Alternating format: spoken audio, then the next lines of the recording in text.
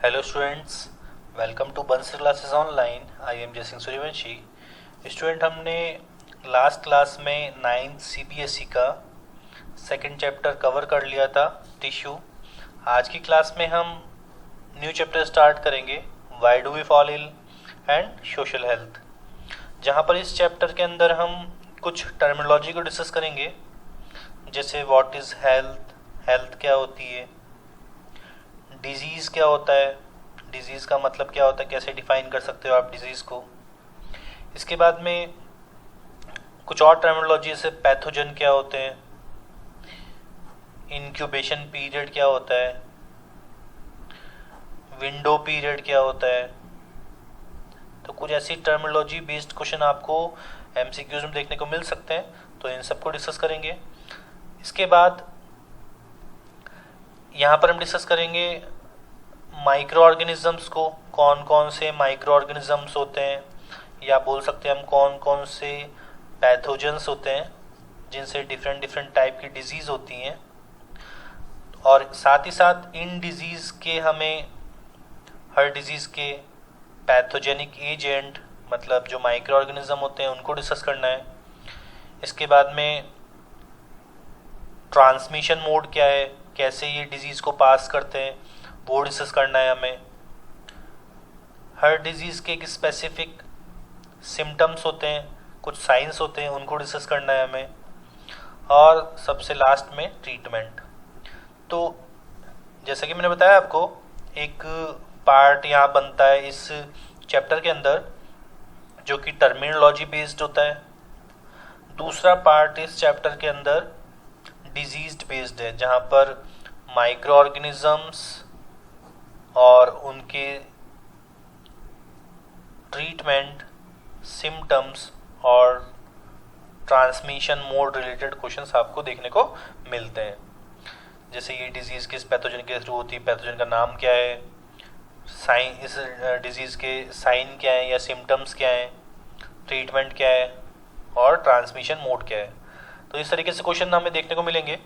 तो स्टार्ट करते हैं हम सबसे पहले इंट्रोडक्टरी पार्ट से। तो ये ज़्यादा कुछ खास नहीं है, लेकिन कई बार MCQs देखने को मिल जाते हैं, तो एक बार देख लेते हैं हम थोड़ा सा क्विकली इन्हें।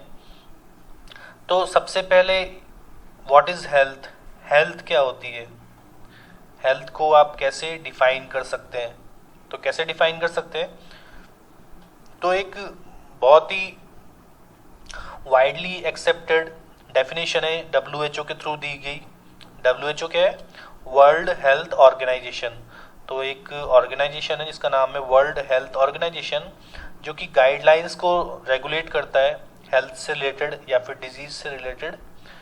जितने भी वर्ल्ड में कोई डिजीज़ है तो उससे रिलेटेड जितने भी प्रिकॉशंस होते हैं, जितनी भी गाइडलाइंस होती है, कैसे आपको उसका प्रिकॉशन करना है, कैसे आपको उनसे उस डिजीज़ से बचना है, तो जितनी भी गाइडलाइंस होती है उसको रेगुलेट करने का काम WHO करती है। जैसे अभी कोरोना चल रहा है, तो कोरोना के लिए जितनी भी गाइडलाइंस रेगुलेट हो रही है वो सारी WHO के थ्रू हो रही है। WHO एक ऑर्गेनाइजेशन है जिसका ऑफिस है जेनेवा में, ठीक है। WHO एक ऑर्गेनाइजेशन है जो कि हेल्थ रिलेटेड गाइडलाइंस रेगुलेट करने का काम करती है। और इस WHO का ऑफिस कहाँ पे लोकेटेड है? तो जेनेवा। कई बार क्वेश्चंस पूछ लेता है। तो WHO ने एक डेफिनेशन दी है जो कि वाइडली एक्सेप्टेड डेफिनेशन है हेल्थ के लिए। तो इम्पॉर्टेंट है, health is a state of physical, mental and social wellbeing, ठीक है।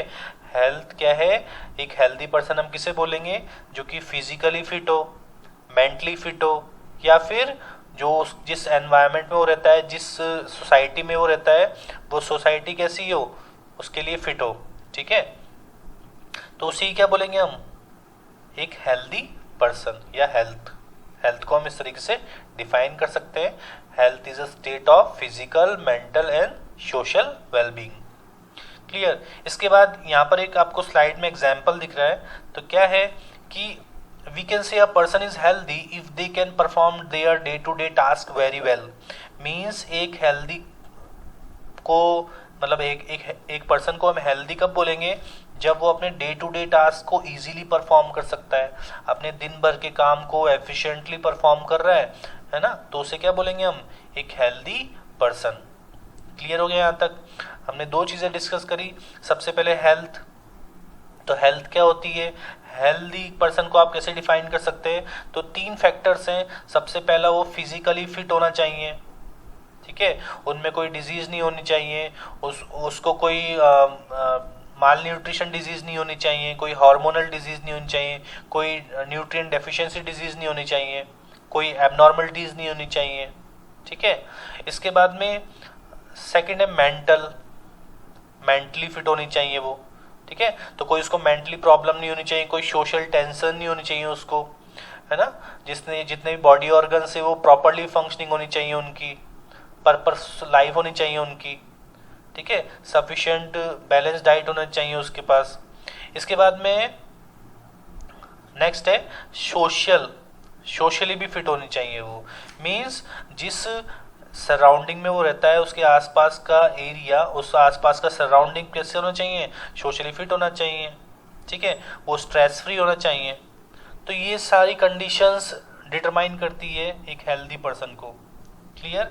और यहाँ पे नीचे एग्जाम्पल भी रखा है कि एक हेल्दी पर्सन हम किसे कहेंगे, जो कि अपने डे टू डे टास्क को इजीली या वेरी वेल परफॉर्म करता हो, अच्छी तरीके से परफॉर्म करता है, तो उसे क्या बोलेंगे हम, एक हेल्दी पर्सन। इसके बाद यहाँ कुछ फैक्टर्स दे रखे हैं जो कि हेल्थ को डिटरमाइन करते हैं। तो क्या फैक्टर्स हैं, या फैक्टर्स क्या क्या है? जैसे आपको दिख रहा है फर्स्ट वाले पॉइंट में, तो पब्लिक क्लीनलीनेस मीन्स अगर आपके आसपास का एरिया गंदा है, आपके आसपास क्लीन नहीं है ना, क्लीनलीनेस नहीं है, तो क्या होगा, वहाँ डिजीज स्प्रेड होगी, काफ़ी सारी डिजीज स्प्रेड हो सकती है, काफ़ी सारे कैरियर्स हो सकते हैं, कैरियर्स के थ्रू डिजीज हो सकती है, मॉस्क्यूटोज हो सकते हैं, है ना, बहुत सारे इंसेक्ट हो सकते हैं जिनके थ्रू आपको डिजीज हो सकती है। तो पब्लिक क्लीनिनेस के थ्रू भी एक पर्सन हेल्दी रह सकता है। अगर उसके आसपास का सराउंडिंग क्लीन है तो वो भी कैसा रहेगा, हेल्दी।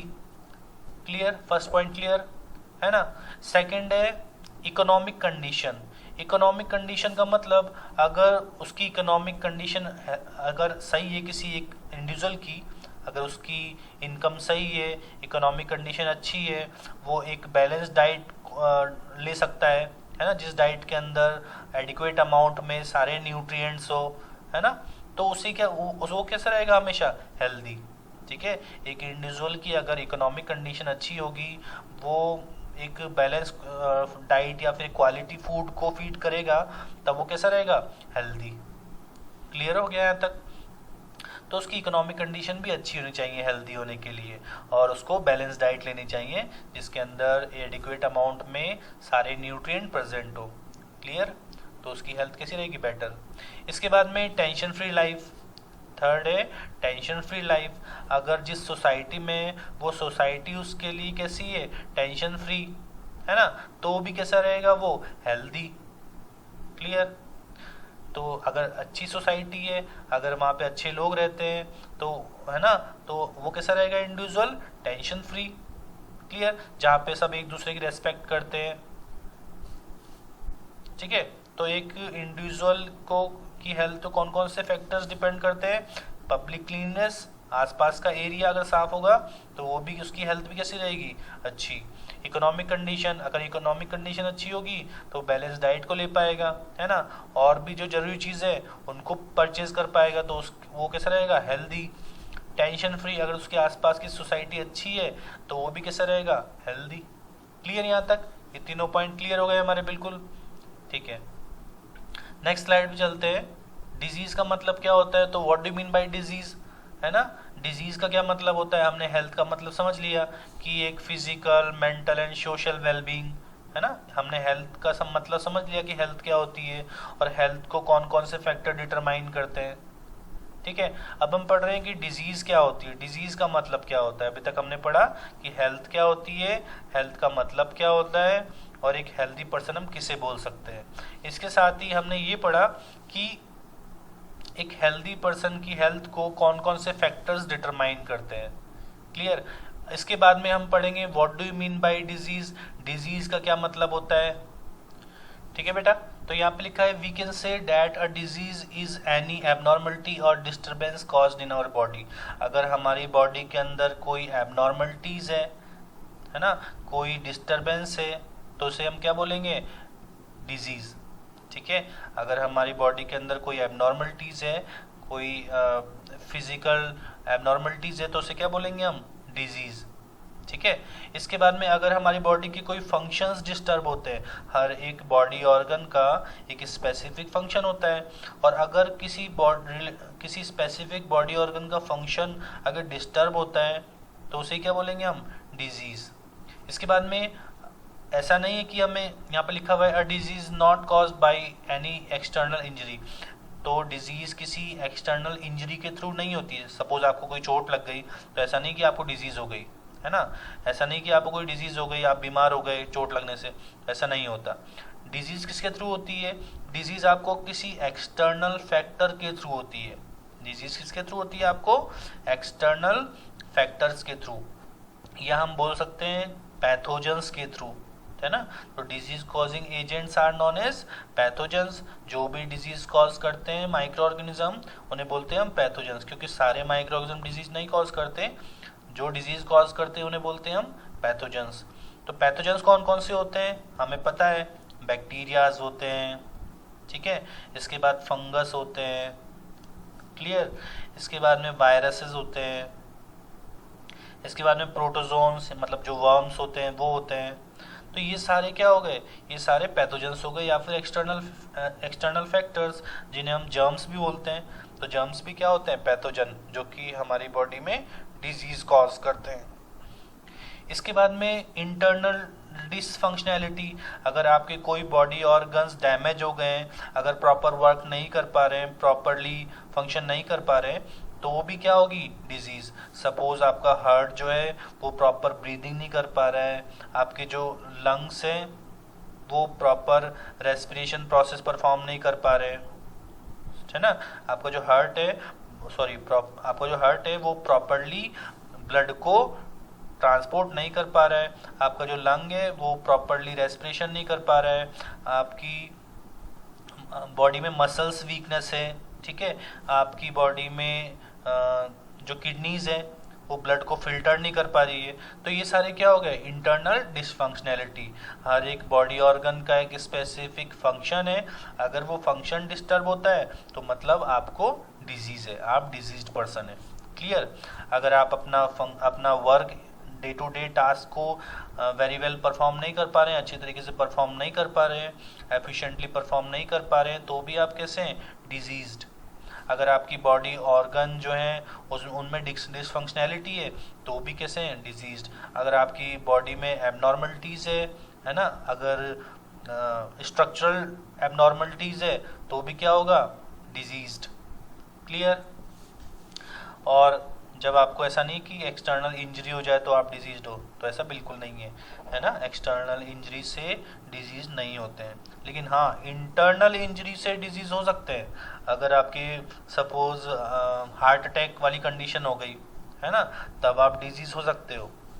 क्यों, क्योंकि आप उस टाइम अपना वर्क को एफिशिएंटली नहीं कर पाते हैं।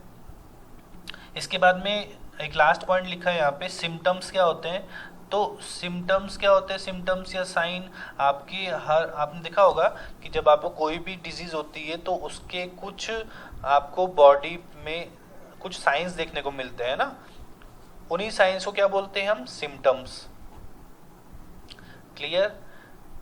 आपकी हर डिजीज से रिलेटेड कुछ सिम्टम्स एंड साइंस होते हैं। कुछ सिम्टम्स कॉमन होते हैं, जैसे जब भी आपको किसी माइक्रो ऑर्गेनिज्म का, किसी जर्म्स का इन्फेक्शन होगा तो आपको हेडेक, वॉमिटिंग, फीवर, ये सब कंडीशन देखने को मिल सकती है, बॉडी रैश, ये सारी कंडीशन देखने को मिल भी सकती हैं।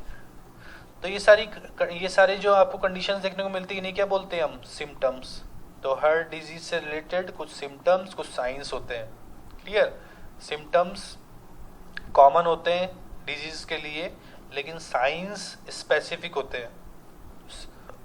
तो सिम्टम्स और साइंस में आपको डिफरेंस पता होना चाहिए कि सिम्टम्स डिजीज के लिए कॉमन होते हैं, है ना, 2-3 डिजीज के एक जैसे सिम्टम्स हो भी सकते हैं, लेकिन साइन हर डिजीज के अलग अलग होते हैं और साइंस के थ्रू ही एक डॉक्टर डिजीज को रिकॉग्नाइज करता है, या फिर जो पैथोजेनिक लैब होती है जहाँ पे टेस्टिंग की जाती है, सीरोलॉजिकल लैब होती है, तो वहाँ पर इन्हीं साइंस के थ्रू डिजीज को डिटेक्ट किया जाता है। ठीक है, क्लियर हो गया यहाँ तक? यहाँ तक बिल्कुल कोई डाउट नहीं है? ठीक है। इसके बाद हम पढ़ेंगे, एक टॉपिक दे रखा है यहाँ पे, how can we stay disease free. हम डिजीज फ्री कैसे रह सकते हैं? वेट, ठीक है, how can we disease free, हम डिजीज फ्री कैसे रह सकते हैं, कैसे हम डिजीज होने से बच सकते हैं। तो ये तो आपको बिल्कुल पता है कि हम कैसे कैसे डिजीज होने से बच सकते हैं। तो यहाँ पे लिखा है कि एक गुड हेल्थ को मेंटेन करने के लिए, एक गुड हेल्थ को मेंटेन करने के लिए आपको क्या क्या करना चाहिए? तो आपको सबसे पहले तो बैलेंस डाइट लेनी चाहिए। ठीक है, आपको सबसे पहले क्या लेनी चाहिए? Balance diet. और बैलेंस डाइट क्या होती है? तो बैलेंस डाइट के अंदर न्यूट्रिएंट्स, जितने भी न्यूट्रिएंट प्रेजेंट होते हैं, कुछ मैक्रो न्यूट्रिएंट होते हैं जैसे कार्बोहाइड्रेट्स, है ना। मैक्रोन्यूट्रिएंट क्या होते हैं? जिनकी बॉडी को पर डे ज्यादा रिक्वायरमेंट होती है ना। तो मैक्रोन्यूट्रिएंट कौन कौन से होते हैं? फर्स्ट होते हैं कार्बोहाइड्रेट, सेकंड होते हैं प्रोटीन, थर्ड होते हैं फैट्स। कार्बोहाइड्रेट, प्रोटीन और फैट्स, ये होते हैं मैक्रोन्यूट्रिएंट। मैक्रो मतलब जिनकी बॉडी को ज्यादा अमाउंट में रिक्वायरमेंट होती है, तो उन्हें बोलते हैं मैक्रोन्यूट्रिएंट। दूसरे होते हैं बेटा माइक्रोन्यूट्रिएंट। तो माइक्रोन्यूट्रिएंट मतलब जिनकी बॉडी को कम अमाउंट में रिक्वायरमेंट होती है, मैक्रोन्यूट्रिएंट की कंपैरिजन में इनकी रिक्वायरमेंट बॉडी को कम होती है। अब ये कौन कौन से होते हैं? माइक्रोन्यूट्रिएंट कौन कौन से होते हैं? तो हमें पता है कौन कौन से होते हैं, वाइटामिन्स और सेकंड मिनरल्स। तो ऐसा नहीं है कि वाइटामिन्स और मिनरल्स बॉडी को ज़रूरत नहीं होती, ज़रूरी नहीं होते, ये भी बहुत एसेंशियल होते हैं हमारी बॉडी के लिए। जितने भी विटामिन्स हैं, जितने भी मिनरल्स हैं, वो भी हमारी बॉडी के लिए बहुत एसेंशियल होते हैं। अगर इनकी भी बॉडी के अंदर कमी होती है, डेफिशिएंसी होती है, तो कई सारी डिजीज़ अराइज हो जाती हैं। विटामिन की कमी से डिजीज़ होती हैं, है ना। अलग अलग विटामिन होती है, विटामिन ए, विटामिन बी, है ना, विटामिन सी, डी, ई, के, अलग अलग विटामिन से अलग अलग विटामिन कमी से अलग अलग डिजीज हो सकती है। क्लियर हो गया बेटा यहाँ तक? मिनरल्स भी बहुत इंपॉर्टेंट है। मिनरल्स अगर बॉडी में, सपोज मैं एक एग्जांपल बात करूँ, आयरन, अगर बॉडी के अंदर आयरन की डेफिशिएंसी हो जाएगी तो क्या होगा? आपका जो हीमोग्लोबिन है ना, हीमोग्लोबिन, तो हीमोग्लोबिन को जो आप हीम पार्ट पढ़ते हो, हीम ग्रुप, उस हीम ग्रुप के अंदर फंक्शनल ग्रुप होता है आयरन। और जब आयरन की डेफिशिएंसी हो जाएगी तो हीमोग्लोबिन का फॉर्मेशन नहीं हो पाएगा ज़्यादा, और जब हीमोग्लोबिन का फॉर्मेशन नहीं हो पाएगा तो क्या होगा? हीमोग्लोबिन ऑक्सीजन को कैरी करने का काम करता है ना। हीमोग्लोबिन में जो आयरन होता है वो ऑक्सीजन को कैप्चर करता है। अब जब आयरन ही आपकी बॉडी के अंदर नहीं होगा तो क्या होगा? ऑक्सीजन की भी डेफिशिएंसी हो जाएगी, आपकी बॉडी सेल्स को ऑक्सीजन नहीं मिल पाएगी, और जब आपकी बॉडी सेल्स को ऑक्सीजन नहीं मिल पाएगी तो क्या होगा?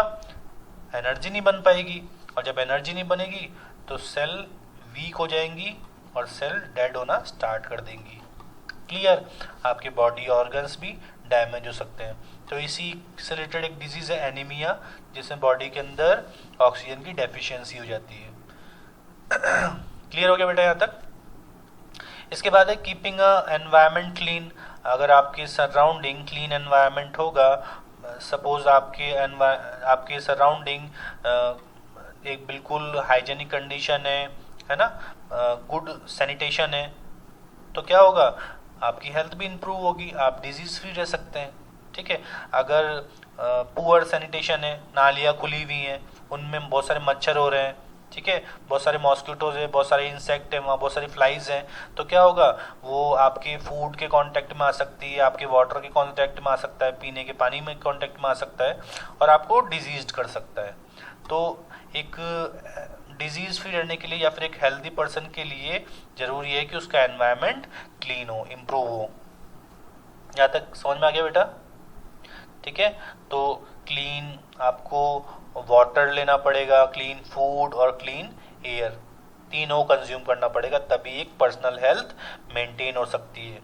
साथ ही साथ अगर आप पर्सनल हाइजीन को मेंटेन करते हैं, अगर आप रेगुलर बात करते हैं, है ना, रेगुलर आप शावर लेते हैं, रेगुलर आप हैंड वॉश करते हैं सैनिटाइजर के थ्रू, तो भी एक इंडिविजुअल की हेल्थ इम्प्रूव हो सकती है।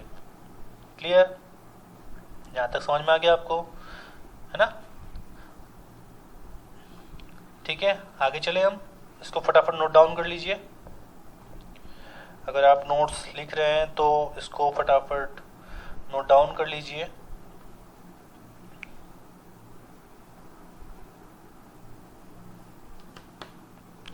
तो आपको समझ में आ गया कैसे कैसे हम डिजीज फ्री रह सकते हैं।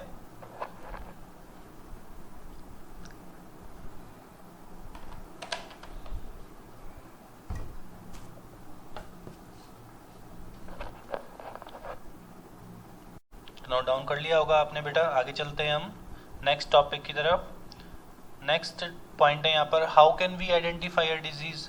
अगर आपको कोई डिजीज है तो आप कैसे आइडेंटिफाई कर सकते हैं। तो अभी मैंने बताया आपको कि हर डिजीज के कुछ साइंस होते हैं, कुछ सिम्टम्स होते हैं जिनके थ्रू हम डिजीज को रिकॉग्नाइज करते हैं। तो सिम्टम्स हर डिजीज के लिए कॉमन हो सकते हैं, जैसे मैंने आपको एग्जाम्पल भी बताए थे। जैसे हमें जनरली हर डिजीज में एंजाइटी ऐसी कंडीशन होती है, ठीक है। इसके बाद नंबनेस होती है, इसके बाद में हेडेक, बॉडी पेन, ठीक है, वॉमिटिंग, ऐसी कुछ कंडीशंस देखने को मिलती है। तो ये सारी कंडीशंस क्या है, ये सारी कंडीशंस होते हैं सिम्टम, ठीक है। तो सिम्टम्स जो होते हैं एक डिजीज को रिकॉग्नाइज नहीं कर सकते हैं। तो डिजीज को किन के थ्रू रिकॉग्नाइज किया जाता है, तो कुछ इंडिकेशंस होते हैं जो कि हर डिजीज के लिए स्पेसिफिक होते हैं, जिन्हें बोलते हैं हम साइंस। तो signs are specific for specific disease. Signs हर एक डिजीज के लिए स्पेसिफिक होते हैं, लेकिन सिम्टम्स हर डिजीज के लिए स्पेसिफिक नहीं होते हैं। सिम्टम्स और साइन दोनों इंडिकेशंस होते हैं, लेकिन सिम्टम्स कॉमन इंडिकेशंस होते हैं जो कि हर डिजीज के लिए कॉमन हो सकते हैं, लेकिन साइन कॉमन नहीं होते। साइन एक स्पेसिफिक इंडिकेशंस होते हैं जो कि हमें बताते हैं कि कौन सी डिजीज हुई है। तो हम साइंस के थ्रू डिजीज को रिकॉग्नाइज करते हैं। जब हम डॉक्टर के पास जाते हैं तो डॉक्टर भी उन्हीं साइंस को चेक करके, उन्हीं साइंस को देखते हुए डिजीज को रिकॉग्नाइज करता है। साथ ही साथ जब हम सीरोलॉजिकल टेस्टिंग लैब में जाते हैं तब वो हमारे बॉडी फ्लूइड्स को चेक करता है ना। बॉडी फ्लूइड्स में अगर पैथोजन का इन्फेक्शन होता है तो उसके थ्रू उसको डिटेक्ट किया जाता है। डिफरेंट टेस्ट परफॉर्म किए जाते हैं जिसके थ्रू एक डिजीज का या पैथोजन का पता लगाया जाता है। क्लियर? यहाँ तक क्लियर हो गया? तो यहाँ पर लिखा है एक और पॉइंट इंपॉर्टेंट है कि अगर जो मैंने जैसे आपसे पहले भी डिस्कस कर लिया कि आपके हर बॉडी पार्ट का एक स्पेसिफिक फंक्शन है। अगर आपके उस बॉडी पार्ट में कोई इन्फेक्शन हुआ है तो क्या होगा, उस ऑर्गन का फंक्शन डिस्टर्ब होगा, और जब उस ऑर्गन का फंक्शन डिस्टर्ब होगा मतलब आपको कोई डिजीज है। क्लियर? समझ में आया? मैंने आपसे बोला कि हर एक बॉडी ऑर्गन का एक स्पेसिफिक फंक्शन है, ठीक है। एक ऑर्गन एक स्पेसिफिक फंक्शन करता है आपकी बॉडी के अंदर, और कोई बहुत सारी डिजीज ऐसी होती हैं जो कि ऑर्गन स्पेसिफिक होती हैं, एक स्पेसिफिक ऑर्गन को इन्फेक्ट करती है, जैसे ट्यूबरकुलोसिस। तो ट्यूबरकुलोसिस कौन से बॉडी ऑर्गन को अफेक्ट करती है? ट्यूबरकुलोसिस करती है लंग्स को इन्फेक्ट, ठीक है। हेपेटाइटिस करती है लीवर को इन्फेक्ट। क्लियर? ऐसे ही मलेरिया में क्या होते हैं, आरबीसी के नंबर कम होते हैं, हीमोलाइसिस होता है। तो ऐसी हमने कुछ कंडीशंस देखते हैं।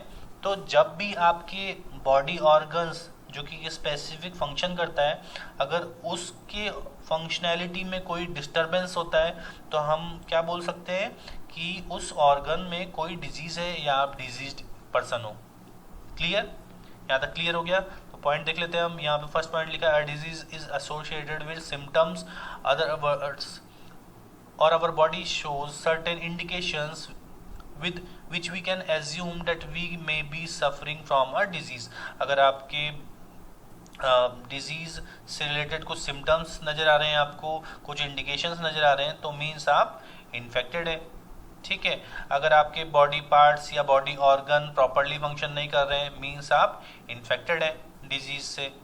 ठीक है। अगर आपकी बॉडी में कुछ स्पेसिफिक साइंस दिखाई दे रहे हैं डिजीज से रिलेटेड, तो भी आप कैसे इन्फेक्टेड हैं, आप डिजीज्ड हैं। क्लियर। इसके बाद में मैंने ये भी बताया आपको कि बहुत सारी डिजीज जो होती है ऑर्गन स्पेसिफिक होती हैं, एक स्पेसिफिक ऑर्गन को इन्फेक्ट करती है। जैसे ट्यूबरकुलोसिस हमेशा लंग्स का इन्फेक्शन करता है, मतलब लंग्स को इन्फेक्ट करता है ना। ट्यूबरकुलोसिस का जो बैक्टीरिया होता है वो कौन से बॉडी ऑर्गन को अफेक्ट करता है, लंग्स को। ठीक है। इसके बाद मैंने बताया जैसे मलेरिया, मलेरिया किसको इन्फेक्ट करता है, आरबीसी सेल्स को। आपकी जो आरबीसी सेल्स होती हैं उसके नंबर धीरे धीरे रिड्यूस होना स्टार्ट हो जाते हैं। ऐसे ही हेपेटाइटिस जो जॉन्डिस होता है उसमें आपका लीवर वाला पार्ट इन्फेक्ट होता है। ठीक है। लीवर में इन्फेक्शन होता है। तो बहुत सारी डिजीज जो होती हैं वो एक स्पेसिफिक ऑर्गन को इन्फेक्ट करती है और स्पेसिफिक ऑर्गन से रिलेटेड होती हैं। यहाँ तक समझ में आई बात? फटाफट इसको नोट डाउन कर लीजिए, फिर आगे बढ़ते हैं हम नेक्स्ट स्लाइड की तरफ। ठीक है ना, ये समझ में आ गया ना आपको बिल्कुल?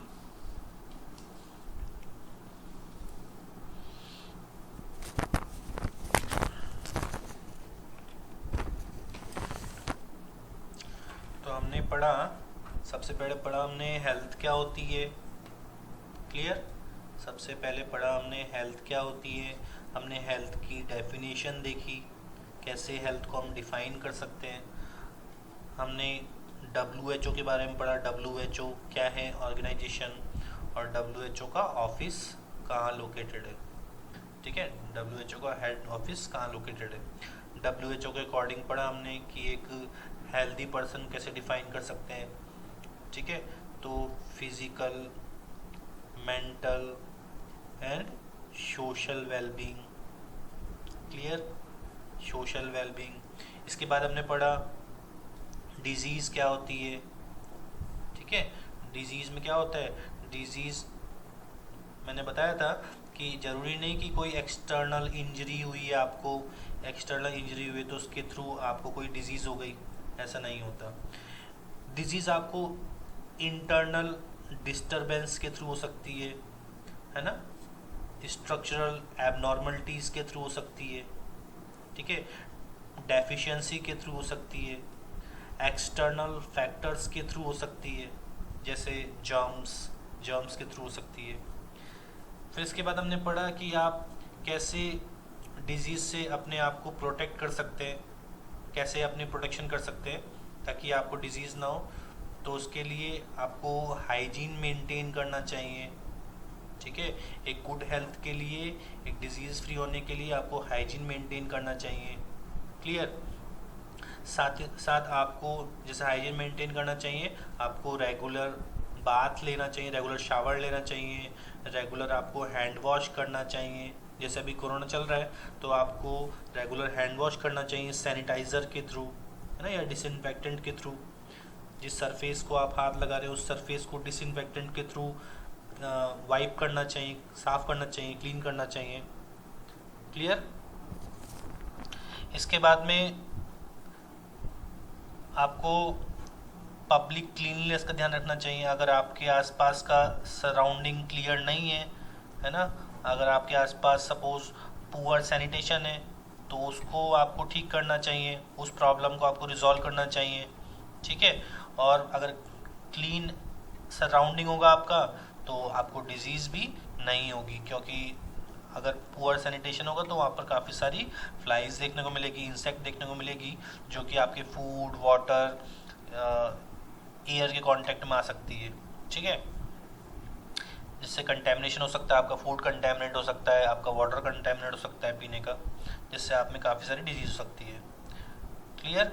इसके बाद में बैलेंस डाइट। अगर आप बैलेंस डाइट लेते हैं जिसके अंदर एक प्रॉपर अमाउंट में न्यूट्रिएंट प्रेजेंट है, ठीक है, दोनों न्यूट्रिएंट, मैक्रो न्यूट्रिएंट भी और माइक्रो न्यूट्रिएंट भी, दोनों तरह के न्यूट्रिएंट प्रेजेंट है, तो भी क्या होगी, आप एक हेल्दी पर्सन है।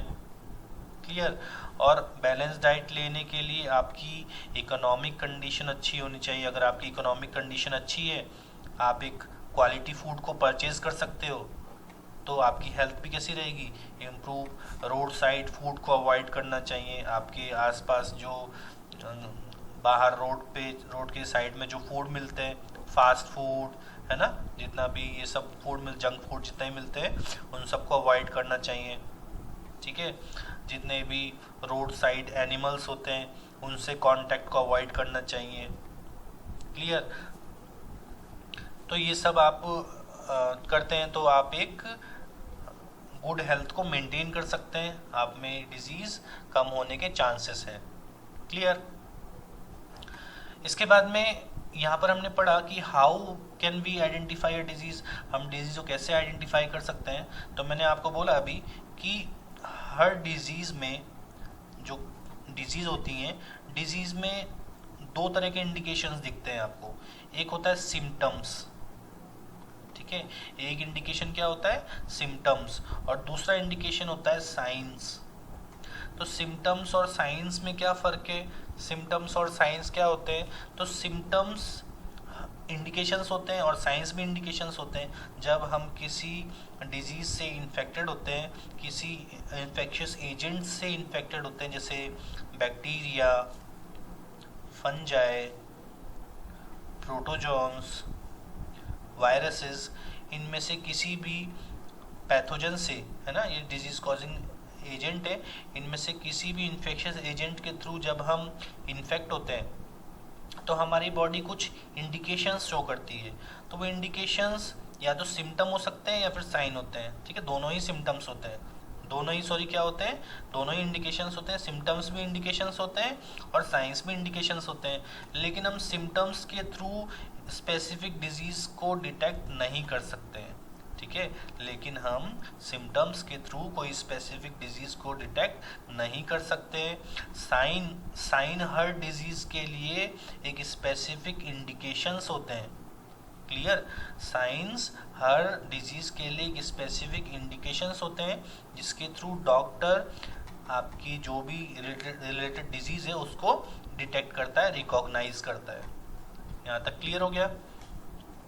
तो जब भी आप डॉक्टर के पास जाते हैं तो डॉक्टर्स सिम्टम्स तो सबसे पहले चेक करते ही है, वो तो आपको भी फील हो जाता है जो सिम्टम्स होते हैं, लेकिन जो साइंस होते हैं वो डॉक्टर चेक करता है। तब डॉक्टर आपको बताता है कि आपको ये स्पेसिफिक डिजीज़ हुई है।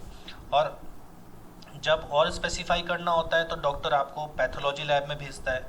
ठीक है, आपको पैथोलॉजी लैब में भेजता है, जहाँ पे आपका ब्लड टेस्ट किया जाता है, यूरिन टेस्ट किया जाता है, कफ को टेस्ट किया, सलाइवा टेस्ट की जाती है, फीस को टेस्ट किया जाता है। तो ये सारे टेस्टिंग के थ्रू एक स्पेसिफिक, जो अगर आपको इन्फेक्शन हुआ है किसी माइक्रो ऑर्गेनिज्म का, तो उसको डिटेक्ट किया जाता है। यहाँ तक क्लियर हुआ, यहाँ तक कोई दिक्कत नहीं है। ठीक है, यहाँ तक एकदम क्लियर हो गया ना। ठीक है, अगर आपने लिख लिया होगा तो हम आगे बढ़ते हैं। इसके बाद में है व्हाट कॉजेज डिजीज़। अब ये तो पढ़ लिया हमने डिजीज़ क्या होती है, डिजीज़ से अपने आप को कैसे प्रिवेंट कर सकते हैं, है ना, कैसे बचा सकते हैं, प्रिवेंशन कैसे कर सकते हैं। इसके बाद है डिजीज़ कैसे होती है, व्हाट कॉजेज डिजीज़। ठीक है, कौन से ऐसे रीजंस हैं, कौन से ऐसे फैक्टर्स हैं जिनके थ्रू डिजीज़ हो सकती है। तो बेटा डिजीज़ होने के लिए दो फैक्टर्स रेस्पॉन्सिबल है। फर्स्ट होता है इंटरनल फैक्टर, फर्स्ट कौन सा फैक्टर है, इंटरनल फैक्टर, और सेकंड है एक्सटर्नल फैक्टर। फर्स्ट है इंटरनल फैक्टर और सेकंड है एक्सटर्नल फैक्टर। क्लियर। अब इंटरनल फैक्टर्स क्या होते हैं, जो कि इंटरनली बॉडी को डिजीज्ड बनाते हैं। ठीक है, इंटरनल फैक्टर क्या होते हैं, जो कि इंटरनली बॉडी को डिजीज्ड बनाते हैं। एक्सटर्नली क्या होते हैं, जो एक्सटर्नली बॉडी को डिजीज बनाते हैं। ठीक है, बाहर से ये कुछ फैक्टर्स होते हैं जो कि हमारी बॉडी के अंदर प्रेजेंट नहीं होते, लेकिन ये हमारी बॉडी के अंदर जब जाएंगे तो ये हमारी बॉडी को डिजीज्ड बनाते हैं। क्लियर। तो इंटरनल फैक्टर्स में जैसे आपको अभी समझ में आ जाएगा, जैसे फर्स्ट दे रखा है यहाँ पर हार्मोनल इम्बैलेंस। ठीक है, हार्मोनल लेवल इम्बैलेंस। तो हार्मोन्स क्या होते हैं, हॉर्मोन्स आर केमिकल मैसेंजर्स, ठीक है। हॉर्मोन्स केमिकल मैसेंजर होते हैं, आपकी बॉडी में जितने भी फंक्शंस होते हैं वो हॉर्मोन्स के थ्रू रेगुलेट होते हैं, क्लियर। तो नर्वस सिस्टम और जितना भी हॉर्मोन्स होते हैं वो मिलके आपकी बॉडी के फंक्शंस को कंट्रोल करने का काम करते हैं। तो अगर हॉर्मोन्स का लेवल डिस्टर्ब होगा, हॉर्मोन्स अगर ज़्यादा अमाउंट में रिलीज हो रहे हैं आपकी बॉडी के अंदर, ज़्यादा अमाउंट में सीक्रेट हो रहे हैं या फिर कम अमाउंट में सीक्रेट हो रहे हैं, ठीक है। ज़्यादा अमाउंट में रिलीज हो रहे हैं मतलब हाइपर सीक्रेशन ऑफ हार्मोन, ठीक है। कम अमाउंट में रिलीज हो रहे हैं मतलब hypo secretion of hormone, clear. अगर ज़्यादा अमाउंट में रिलीज होते हैं तो हम बोलते हैं हाइपर सीक्रेशन ऑफ हार्मोन, अगर कम अमाउंट में रिलीज होते हैं तो बोलते हैं हम हाइपो सीक्रेशन ऑफ हार्मोन।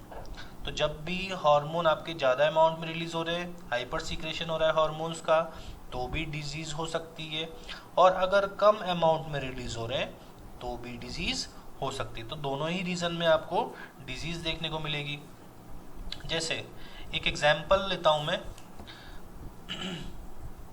एक बहुत ही कॉमन एग्जाम्पल लेता हूँ हार्मोन का, जो कि आपने 8th CBSE में पढ़ा होगा, इंसुलिन, क्लियर। इंसुलिन एक हार्मोन है, ठीक है, जो कि पैनक्रियाज के थ्रू रिलीज होता है। पैनक्रियाज जो होती है वो इंसुलिन को रिलीज करने का काम करती है, और इंसुलिन क्या है, एक हार्मोन है, क्लियर। अब ये इंसुलिन का लेवल अगर ब्लड में बढ़ता है या कम होता है तो भी दोनों कंडीशन में डिजीज होंगी, क्लियर। इंसुलिन क्या करता है, इंसुलिन ब्लड में ग्लूकोज लेवल को कंट्रोल करने का काम करता है।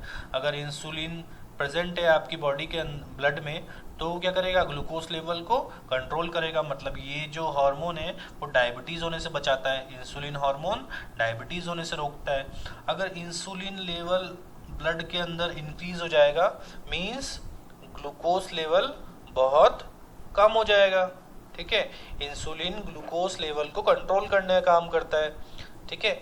अगर इंसुलिन का लेवल बढ़ जाएगा तो ग्लूकोज का लेवल ब्लड में कम हो जाएगा, और जब ग्लूकोज का लेवल ब्लड के अंदर बहुत कम हो जाएगा तो सेल्स में, आपकी जितनी भी सेल्स होती हैं उनमें क्या हो जाएगी, ग्लूकोज स्कार्सिटी वाली कंडीशन हो जाएगी, है ना। आपकी जो जितनी भी सेल्स होती हैं उनमें जितने भी न्यूट्रिएंट है, जितनी भी सेल्स हैं आपकी, उनके अंदर क्या हो जाएगी, स्कार्सिटी वाली कंडीशन हो जाएगी, है ना। हंगर हो जाएगी, सेल हंग्री हो जाएगी, है ना। और जब सेल हंग्री हो जाती है तो क्या होगा, उसके फंक्शंस डिस्टर्ब होने लग जाएंगे, बॉडी वीकनेस हो सकती है आपको। सेकंड, अगर इंसुलिन हार्मोन कम अमाउंट में रिलीज हो रहा है, इंसुलिन जो है आपकी ब्लड में वो कम अमाउंट में रिलीज हो रहा है, तो क्या होगा, अब इंसुलिन कम हो रहा है तो ग्लूकोज क्या हो जाएगा, बढ़ जाएगा। और जब ग्लूकोज बढ़ जाता है तो क्या होगा, जब ग्लूकोज बढ़ जाएगा तो कौन सी कंडीशन हो जाएगी, डायबिटीज मिलाइटस, ठीक है। इसे क्या बोलते हैं, डायबिटीज मिलाइटस। तो डायबिटीज मिलाइटस क्या है, शुगर रिलेटेड डायबिटीज, क्लियर। तो जब भी इंसुलिन हार्मोन का लेवल बढ़ेगा तो ग्लूकोज कम हो जाएगा, और ग्लूकोज कम हो जाएगा तो सेल्स में क्या हो जाएगी, हंगरनेस, ठीक है। सेल भूखी हो जाएंगी क्योंकि उनको एनर्जी नहीं मिल पाएगी, क्योंकि शुगर क्या है, एनर्जी सोर्स, तो बॉडी में वीकनेस आ सकती है। सेकंड, जब इंसुलिन का लेवल कम हो जाएगा, तो इंसुलिन का लेवल जब बहुत कम हो जाएगा तो शुगर का लेवल बहुत बढ़ जाएगा, ग्लूकोज का लेवल बहुत बढ़ जाएगा, और इसी डिजीज को बोलते हैं हम डायबिटीज मिलाइटस, क्लियर। इसके बाद में सेकंड रखा है एलर्जिक रिएक्शंस। तो बेटा आपकी बॉडी के अंदर कुछ सेल्स होती हैं, कुछ इम्यून सेल्स होती हैं जो कि एलर्जिक रिएक्शंस को परफॉर्म कराने का काम करती है, एलर्जिक रिएक्शंस को जनरेट करने का काम करती है। जैसे ही आपकी सपोज आपको स्किन इन्फेक्शन हुआ, कोई पैथोजन का आपकी स्किन पे इन्फेक्शन हुआ, तो ये सेल्स क्या करती हैं, ये सेल्स स्किन की सेल्स को जिस जगह पर इन्फेक्शन हुआ है उस पार्ट की स्किन की सेल्स में रेडनेस शो करती है। देखा होगा आपने, जब भी आपको स्किन इन्फेक्शन होता है तो उस एरिया की जो स्किन होती है वो थोड़ी रेड हो जाती है ना, रेडनेस दिखाई देती है। तो रेडनेस एक इंडिकेशन होता है कि आपको इन्फेक्शन हुआ है। क्लियर। इसके बाद में साथ ही साथ अगर आप वहाँ का टेम्परेचर चेक करते हैं उस एरिया का जहाँ पर इन्फेक्शन हुआ है, स्किन इन्फेक्शन, तो आपको दिखेगा कि उस जगह का टेम्परेचर भी क्या है, बाकी एरिया कंपैरिजन में ज़्यादा। ठीक है। और ज़्यादा क्यों होता है टेम्परेचर, तो ज़्यादा इसलिए होता है टेम्परेचर ताकि आपकी जो वो जिस इन्फेक्शियस एजेंट का आपकी स्किन पे इन्फेक्शन हुआ है वो किल हो जाए। ठीक है। तो जब आपको फीवर आता है तब भी यही होता है, आपकी जो इम्यून सेल्स होती है वो आपकी बॉडी का टेम्परेचर इंक्रीज कर देती है। ठीक है। और जब इंक्रीज होता है तो जो माइक्रो ऑर्गेनिज्म होता है वो इतने ज़्यादा हाई टेम्परेचर पे सर्वाइव नहीं कर पाता है और मर जाता है। तो जितने माइक्रो ऑर्गेनिज्म होते हैं अराउंड 23 to 25 डिग्री सेंटीग्रेड उनके लिए ऑप्टिमम टेम्परेचर होता है ग्रोथ के लिए, और हमारे जो बॉडी का टेम्परेचर है वो अराउंड 37 डिग्री सेंटीग्रेड है, तो इस पे उनको सर्वाइव करना थोड़ा मुश्किल हो जाता है। इसके बाद में जेनेटिक डिसऑर्डर, बहुत सारे क्रोमोसोमल रिलेटेड डिसऑर्डर होते हैं। अगर हमारी बॉडी में क्रोमोसोम से रिलेटेड कोई भी डिसऑर्डर होता है तो उसके थ्रू भी क्या होगी, डिजीज होगी, जिन्हें बोलते हैं हम जेनेटिक डिजीज। जैसे बहुत सारी डिजीज का नाम सुना होगा आपने, एडवर्ड डिजीज, क्लाइनफेल्टर डिजीज, है ना। माल फंक्शनिंग ऑफ बॉडी ऑर्गन्स, अगर आपके बॉडी ऑर्गन्स में माल फंक्शनिंग है ना, प्रॉपर एफिशिएंटली वर्क नहीं कर पा रहे हैं, उनमें स्ट्रेंथ नहीं है, तो वो भी क्या है, डिजीज कॉज कर सकते हैं। क्लियर। तो आज हम यहीं तक पढ़ेंगे, इंटरनल फैक्टर्स तक। नेक्स्ट क्लास में हम एक्सटर्नल फैक्टर को डिस्कस करेंगे। तब तक के लिए लेक्चर को अच्छे से सुनिए। इससे रिलेटेड क्वेश्चंस अगर पीछे आपके एक्सरसाइज में दे रखे हैं तो उनको प्रैक्टिस कीजिए अपने आप। मिलते हैं हम नेक्स्ट क्लास में, लेक्चर को अच्छे से सुनना। तब तक के लिए अपना ध्यान रखिए। Good luck.